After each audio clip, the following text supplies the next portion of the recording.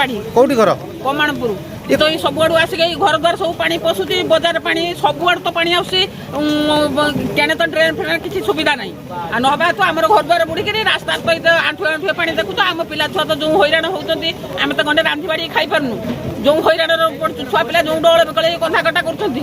ରାତି ଅନେକ ହେଲାଣି ଏଇ ମେଘ ବର୍ଷା ହଉଛି ସେଇଥିରେ ଆମ ଛୁଆ ପିଲା